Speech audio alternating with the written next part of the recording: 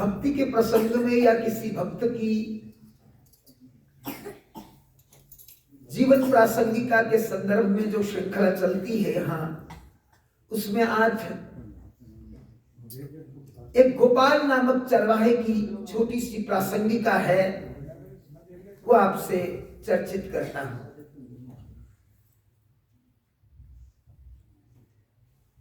कहते उत्तर प्रांत की कमलावती नगरी में ये बूढ़ा चरवाहा रहता था। सारा जीवन गोचारण में व्यतीत हो गया। पुराने जमाने में ग्राम होते थे, ग्राम के बाहर वन्य भूमि हुआ करती थी, आरण्य भूमि कहते थे।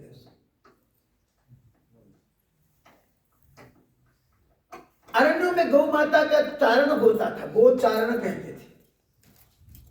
गोष्ठ भी प्राय वन के समीप होती थी, वहीं से गौ माताएं, गोचारण होता था वन के लिए।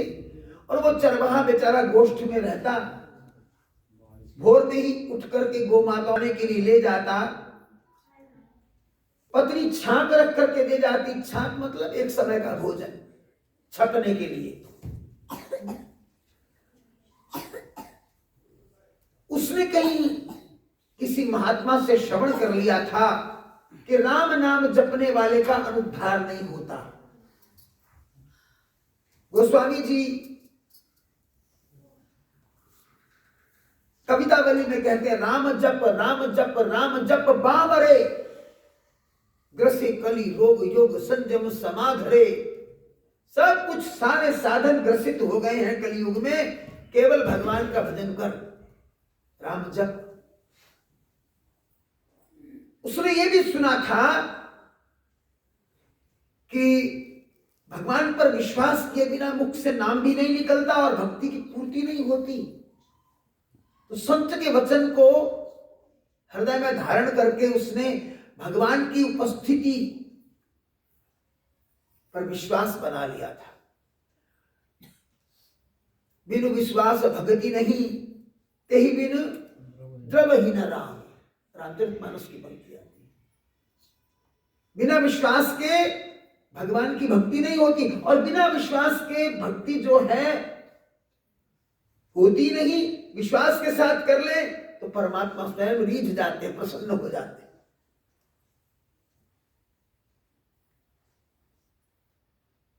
बस उसका विश्वास बना हुआ था कि भगवान कृपा करेंगे। अब मस्खरे लोग तो हर जगह होते हैं। भगवान ने संसार नानात्मक बनाया, हर रंग के लोग बनाए, हर भाव के लोग बनाए। बराबर वाले मजाक किया करते थे, बोलता रहे राम राम। किस्मत में तो गाय चराना ही लिखा है ना, तेरे राम राम कहने से बैकुंठ के विमान का पाया तेरे हाथ में आने वाला नहीं है। इस तरह चिढ़ाते थे, रोज चिढ़ाते थे। एक दिन एक संत निकले तो लोग चिढ़ा रहे थे, वो बेचारा चुप करके सुन रहा था। भक्त का काम है प्रतिकार नहीं करना।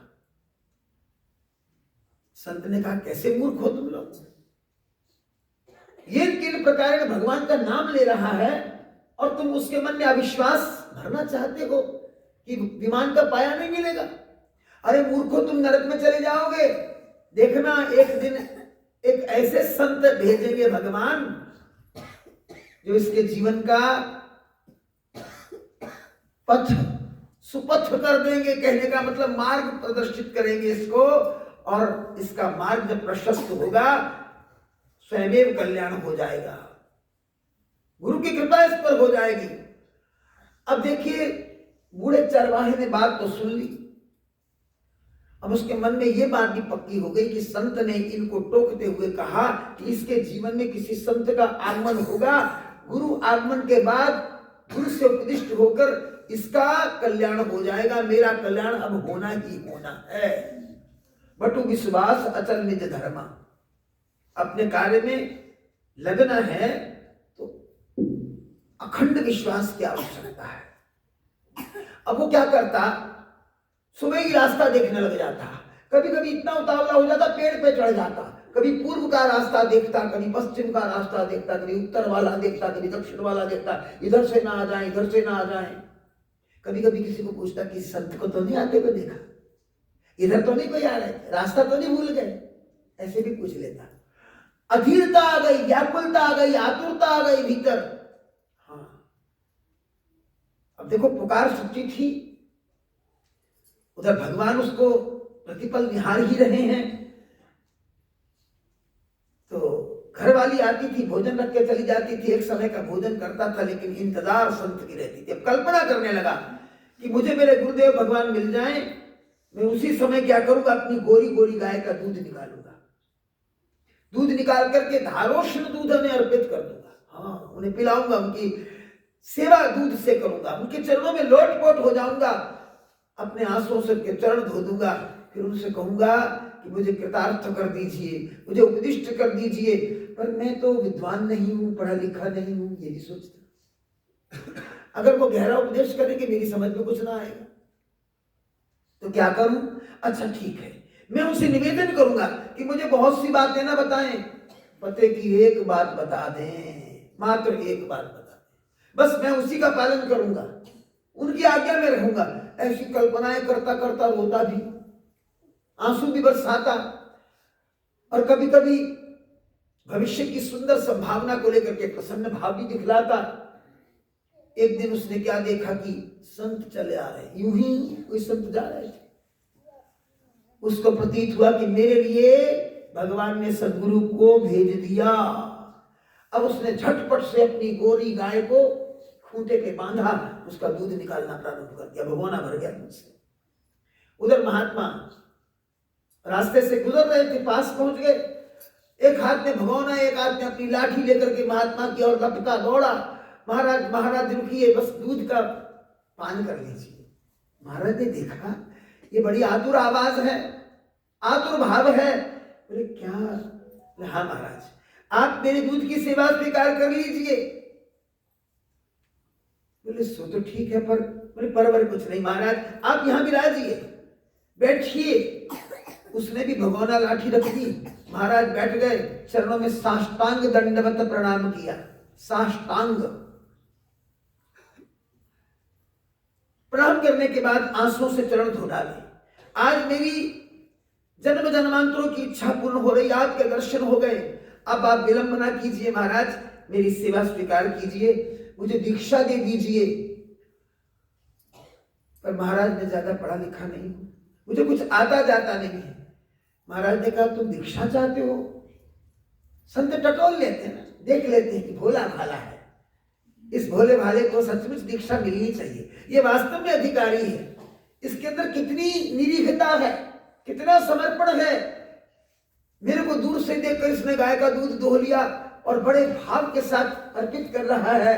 महात्मा ने कहा तुम्हें दीक्षा तो जरूर दूंगा, एक काम करो, तुम जाओ स्नान इत्यादि करके प्रातः काल में आओ और फिर तुम्हें दीक्षा मिल जाएगी। कहने लगा महाराज मैं तो यही रहता हूं वन में, यही गौशाला है, अब मुझे नहाने का ज्यादा पता नहीं, नूतन वस्त्रों का अधिक पता नहीं, मेरी पत्नी भोजन दे जाती है, एक समय खा लेता हूं, कभी कभी घर जाता हूं तो नहा भी लेता हूं। संत समझ गए ये तो बहुत सरल है बेचारा, इसके लिए कोई नियम की आवश्यकता नहीं है, चलिए कोई बात नहीं। संत ने करुणा की, करुणा करके कहा अच्छा तुम भोर में यहां बैठो। अपने कमंडलों के जल से उसको सींचा, अभिषिंचित किया। अभिषिंचित करने के बाद एक सरल सा मंत्र कान ने दे दिया और कहा अब तुमने काम की बात पूछी थी ना, तो काम की बात तुम्हें बताता हूं कि तुम भगवान को बुलाया करना, जिस रूप में मैं बताऊंगा ना उसी रूप में भगवान तुम्हारे पास आएंगे, उनको भोग लगाया करना। जो तुम खाते हो पहले भगवान को अर्पण करोगे, भगवान खाएंगे तो तुम खाओगे। उसने कहा बहुत अच्छी बात महाराज। मंत्र का दान हो गया। अब संत ने भगवान के रूप का वर्णन कर दिया, अति सुंदरता से रूप का वर्णन किया था। भगवान के कपोल कैसे सुंदर हैं, उनके अधर कैसे सुंदर, उनकी भुहें कैसी हैं, कमान की तरह तनी हुई, उनकी घुंघराली अलके हैं, उनके मुखारविंद पर मंद मंद मुस्कान है, वे मुरली वादन भी करते हैं, वे अपने चितवन से जब भक्त को निहारते हैं तो उसका कायाकल्प हो जाता है। ऐसे रूप का वर्णन किया, ज्यों ज्यों रूप का वर्णन हुआ त्यों तो चित्त में छवि अंकित हो गई। सदगुरु के मुख से वचन निकले और शिष्य ने उसे चित्त में अंकित कर लिया। यही शिष्य और गुरु का संबंध है। सदगुरु वचन वैद विश्वासा। अब संत तो आशीर्वाद दे करके चले गए। उसी दिन घरवाली आई भोजन देने के लिए, कहा तुम जाओ मैं भोजन कर लूंगा।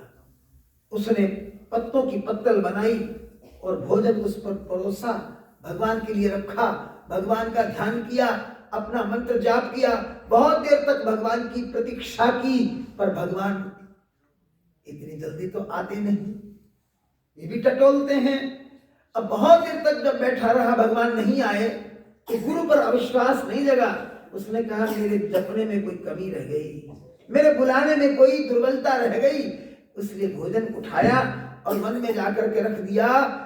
भोर होते कोई पशु पक्षी पखेरु कोई भी इसका प्राशन कर लेवे, पर मैं गुरु वचन तोड़ूंगा नहीं। ऐसा कहकर के उसने अपने गुरुदेव के चरणों में फिर ध्यान पूर्वक प्रार्थनाएं प्रारंभ कर दी। सारी रात ध्यान चला, अगले दिन भी ध्यान चला। गुरु महाराज के वचन मन में कौंधने लगे। ध्यान सहित वो मंत्र का जाप करने लगा। फिर पत्नी आई भोजन रखने के लिए। इस तरह से रोज भोजन रखा जाता, रोज भगवान को भोग लगाता, पत्तल परोसकर, पर भगवान नहीं आते। 18 दिन बीत गए, कमजोर हो गया, आंखें भीतर धंस गई, खड्डों के अंदर चली गई आंखें। ये जो कपोल थे भीतर चले गए, सारा शरीर दुबला हो गया। पत्नी कहती तुम्हें क्या होता जा रहा है, तुम भोजन नहीं करते? बोले हम भोजन करते हैं, बिल्कुल भोजन करते हैं, तुम चिंता हमारी न करो। बोले हम तुम्हें घर ले जाएंगे, इस तरह से जीना मुश्किल हो जाएगा। उसने कहा नहीं मैं बिल्कुल ठीक हूं। शरीर में प्राण तक न बचने वाले थे, वो कह रहा मैं बिल्कुल ठीक हूं, अपने नियम से हटना नहीं चाहता। गुरु के प्रति किया हुआ वचन टूट ना जाए, इस सशक्तता को धीरे धीरे धीरज से धारण करके वो नित्य अपने कर्म में लगा हुआ है। 27 दिन इस प्रकार दुर्बलता में व्यतीत हो गए। पत्नी ने भोजन रखा, किसी प्रकार से उसे फिर प्रेरित करके भेज दिया। जब वो भोजन पत्तल पे डाल के भगवान के लिए रखा तो कहा कि अब यहीं पास ही लेट जाऊंगा। उठ करके दूर जाने का सामर्थ्य नहीं है, अगर चला गया तो कल लौट करके आने का सामर्थ्य नहीं है, कल भोग लगा ना सकूं, इसलिए आज यहीं लेट जाऊंगा। अब पुकारता रहा भगवान को, पुकारता रहा भगवान को, बहुत पुकारा, अंततोगत्वा लेट गया। ये सोचकर कि प्राण तो होना ही है, यहां ना मिले भगवान वहां जरूर मिलेंगे, क्योंकि सतगुरु का वचन असत्य नहीं हो सकता। वहां मिलेंगे, मरना तो एक ही बार है, इसलिए मैं भोग तो भगवान को लगाऊंगा ही। अब हुआ क्या, उसमें उठ के जाने का सामर्थ्य नहीं था। बहुत बार पुकारा, अंततोगत्वा भूमि पर लेट गया। जरा सा नेत्र खोला तो क्या देखा कि गोष्ठ में प्रकाश ही प्रकाश फैल गया। ऐसा प्रकाश मानो करोड़ों सूर्यों का प्रकाश एक साथ जगमगा गया हो।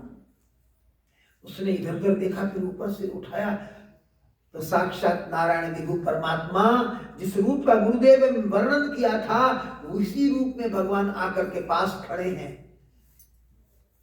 उसके हाथ जुड़ गए, भगवान के चरणों में सिर रख दिया, आंसुओं से चरण धोने लगा। हे प्रभु आप आ गए, सचमुच आप वैसे ही जैसे गुरुदेव ने बताया था। भगवान कहने लगे हाँ मैंने तुम्हारी पुकारें सुनी,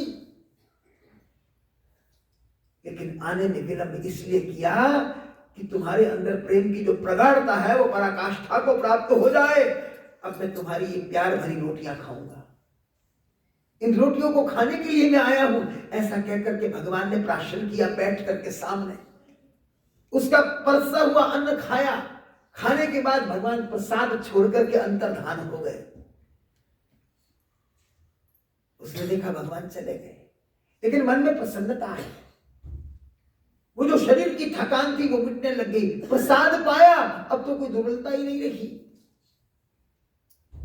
क्षीणता ही नहीं रही, शरीर को स्वस्थ समझने लग गया।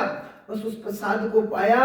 और भगवान ने क्या कहा था जाते समय कि देखो अब तुम घर चले जाना, जिस रूप में मैंने तुम्हें दर्शन दिया बस इसी रूप में तुम मेरा ध्यान करना, जब तुम बुलाओगे तब मैं आऊंगा।